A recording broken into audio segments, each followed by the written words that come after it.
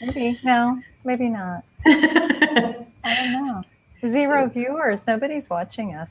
Well, they will in a minute. So we're live. Yay. So we're live. This is Dyslexic Houston. I'm Ashley Roberts, and we're talking to Mary Yarus with Neuhaus. Thank you for joining us. You're welcome. Thank you for having me, Ashley. So we wanted to talk about Neuhaus today, especially because with the parent community here in Houston and Neuhaus being here in Houston, you're such an invaluable resource to parents like me and our dyslexic children. So can you share with us what Neuhaus is exactly? Yes, Neuhaus is a professional development center for teachers. We have been around since 1980.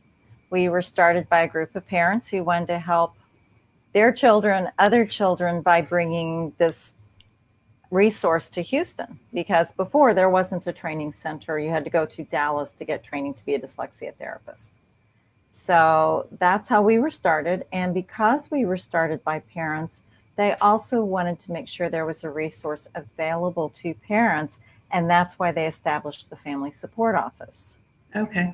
And so during the years, they also added adult literacy. And our adult literacy program is unique because we have our instructors are dyslexia therapists. And that's highly unusual. Usually in an adult literacy program, the instructors are volunteers who may or may not have a background in teaching reading, let alone teaching reading to someone who has dyslexia. When we started out, Neuhaus was preparing dyslexia therapists.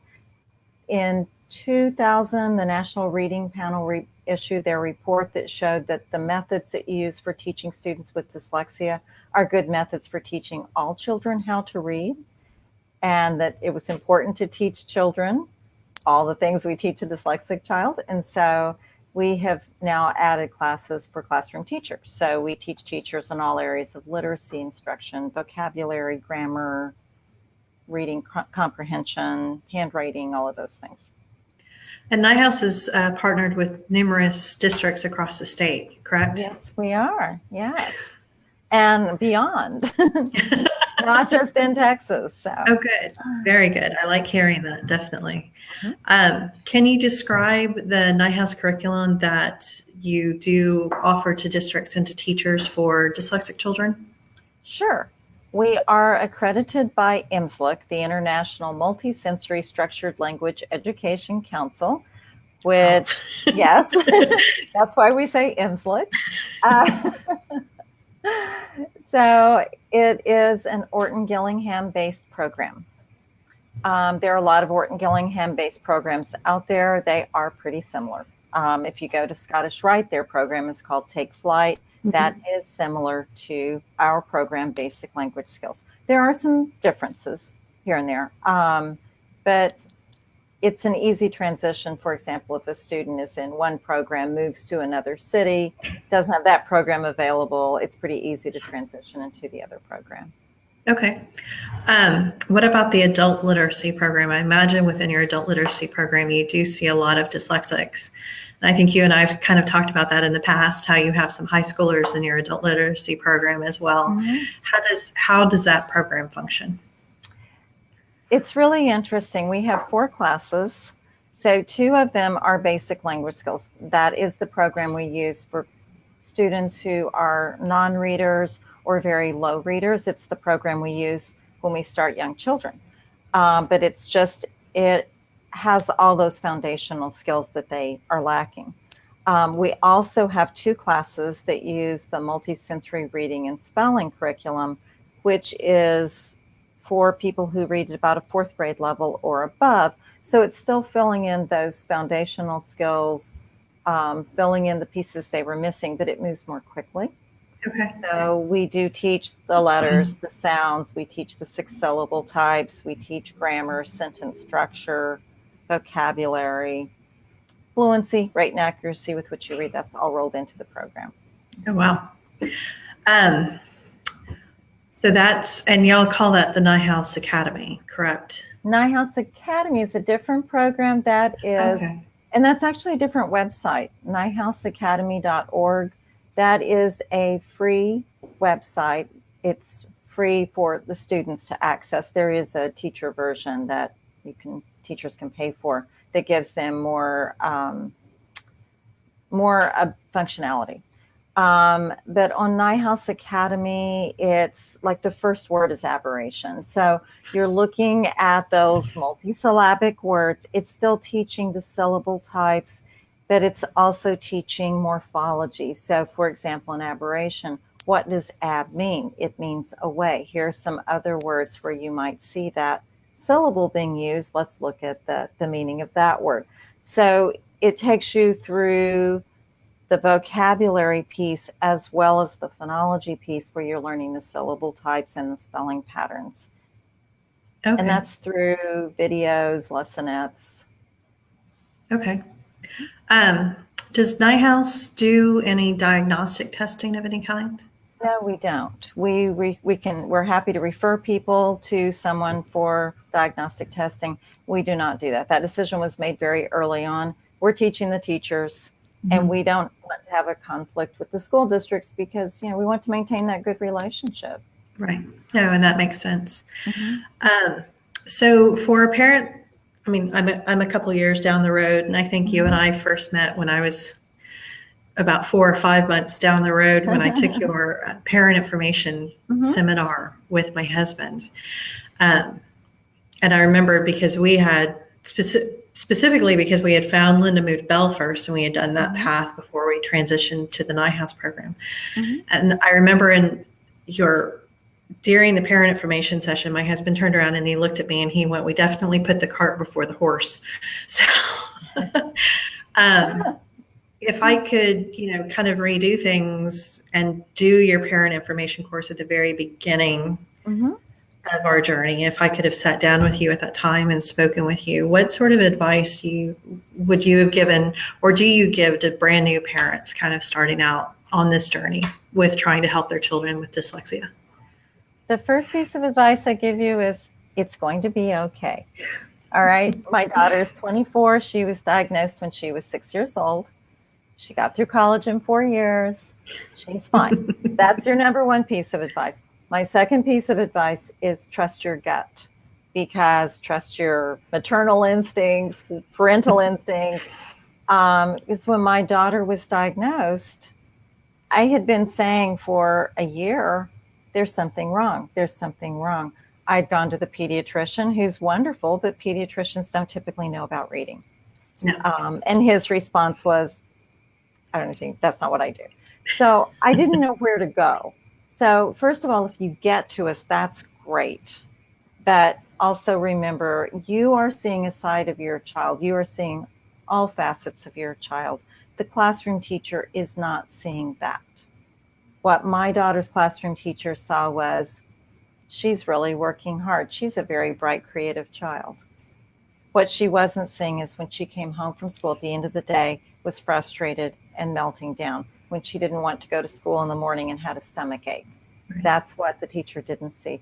So remember that it's not that they're trying to tell you that that they're dismissing what you're telling them. They aren't seeing what you're seeing. Right. So keep all of that in mind, and also keep in mind that people want to help. Educators want to help. They don't always have the background, and sometimes you have to help them with that. So be prepared, have your elevator speech ready to tell people, this is what dyslexia is. My child's going to be okay. And make sure you instill that in your child, because when your child is older, they have to advocate for themselves. And if they're not comfortable with being dyslexic, if they're not comfortable with saying, hey, I get accommodations for that, it's not going to happen. So you have to make sure that you are instilling that belief in your child. Very true. I agree with that. As a parent struggling to instill that in my own child. Yes. Do you have any advice for maybe how to do that? I mean, like, he knows he's dyslexic. He'll tell you that he's dyslexic, but he doesn't like to talk about it. Right.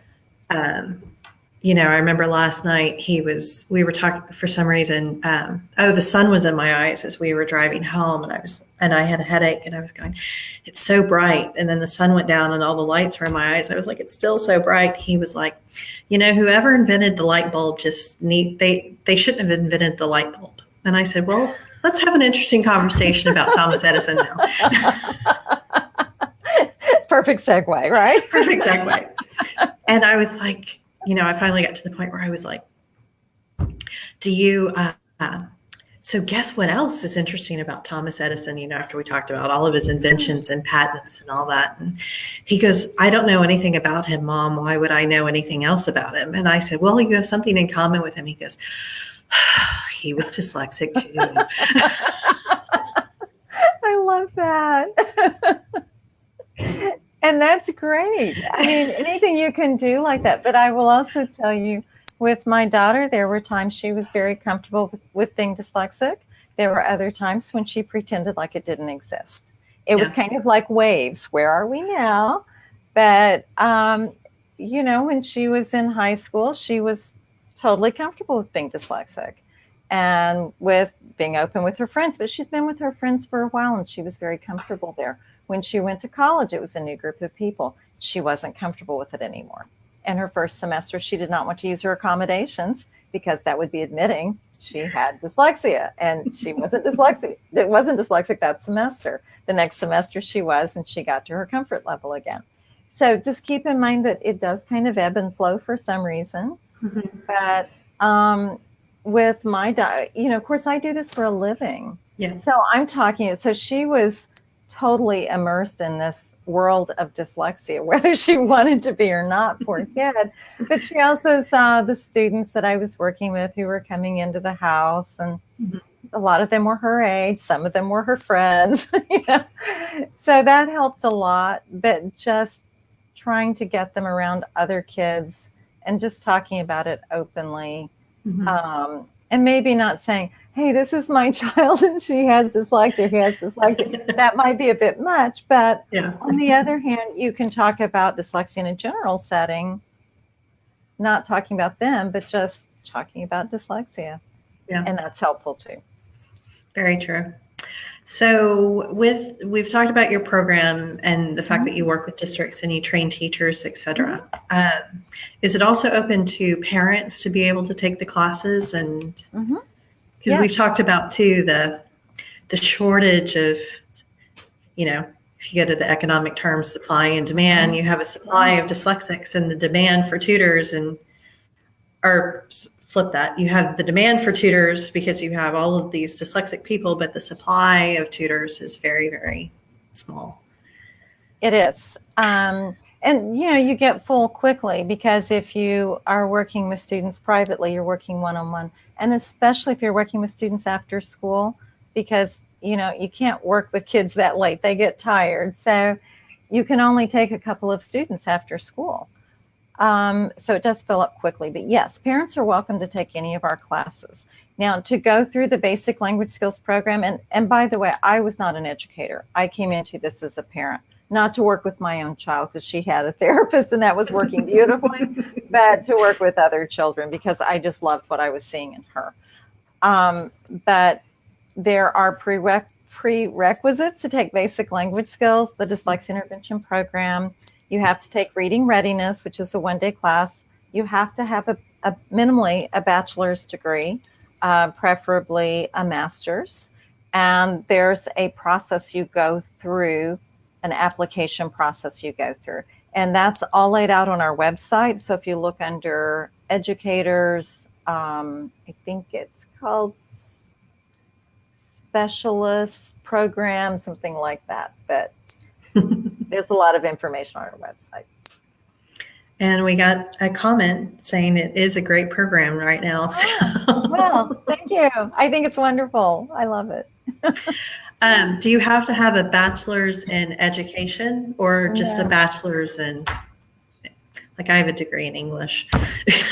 Well, mine is fashion merchandising. So yes, I started on physical therapy, fashion merchandising. I now have a master's in education, but that came about later. Gotcha. And you're a cult, correct? Yes, I am. And our last question, I think, unless we brainstorm something else, is in your, or I'm not going to ask in your opinion or in Neuhaus's position, but one question that we've been asking during our interviews with some other professionals is dyslexia a learning disability? I would say it can be. If you don't go through remediation, I look at the students in our adult literacy program, and it's definitely a disability for them. When you cannot read a label on your medication bottle, when you cannot read a form to apply for a job, when you cannot read the menu at a restaurant, yes, that's a disability. But for most of our children, no, I don't think it really has to be a disability. I prefer to think of it as a learning difference. So the children I worked with, they learned differently. They were very capable of learning. They were very capable of being successful. My first student is now in medical school. I mean, our kids are very creative. They think differently. They think outside the box. We need them. We need this skill. We need the brains that think this way. There are our inventors. Yes. They're the Thomas Edisons, the Richard Bransons. Mm-hmm. They are. And that's exactly what I was trying to explain to him last night was, as we were talking about Thomas Edison, and I was like, and I can't remember if he is right now, but I was like, did you know that for a really long time, he was the record holder for the number of patents that he held? First I had to explain a patent, of course. There is that. There is that. But he was very fascinated by that. And he goes, why was he, and that's when we got to specifically to the dyslexic part, was because he was like, why was he such a great inventor? And I said, it's because he could, that's how his mind worked. That's how he was gifted from a thinking perspective. And I don't know if that story that we all see bounce around on social media was true about the letter that this teacher sent home to the mother, where the mother read it out loud to him and said, you're so smart, you're smarter than the teacher, that the teacher can't teach you anymore. When the letter actually said, your child's mentally retarded and unteachable and never send him back again. Which of course descended into a conversation about truth and lies that he initiated. Yes. It's okay when parents do it to protect their children. That's exactly the point that I made. But it was that conversation that we got to have, though, about how the gifted mindset and how dyslexics truly are. I was like, you don't understand. Dyslexics are the people that have shaped our world, that have shaped our civilizations, that have shaped our nations for centuries. I was like, I can name any number of people, and they were instrumental at different stages of so many things, so many breakthroughs, so much change, so much evolution, if you will, in the way that people think. And I said, it's still happening today. Of course, I picked up my iPhone and he goes, I know, just stop, Mom. No, let's talk about Stephen Jobs. No. Yes. But thank you for coming on here today and talking with us about Neuhaus. I'm looking forward to this fall symposium tomorrow. And yes, getting up early. And I know you're going to be up so much earlier than I am. And by the way, don't forget, that is Houston branch of the International Dyslexia Association that does the symposium and does the spring conference. And they also have a parent networking group. So that's another great resource for parents. And when we started, you were asking me for words of advice for parents starting off. Get your network. Yes. Get your group together. So you're stronger in a group. Definitely agree. And thank you for being part of my group. Oh, you're so welcome. I'm happy to be part of your group anytime. Well, thank you so much. It's been so great talking to you today. Thank you, Ashley. Okay. Bye. Bye. Bye.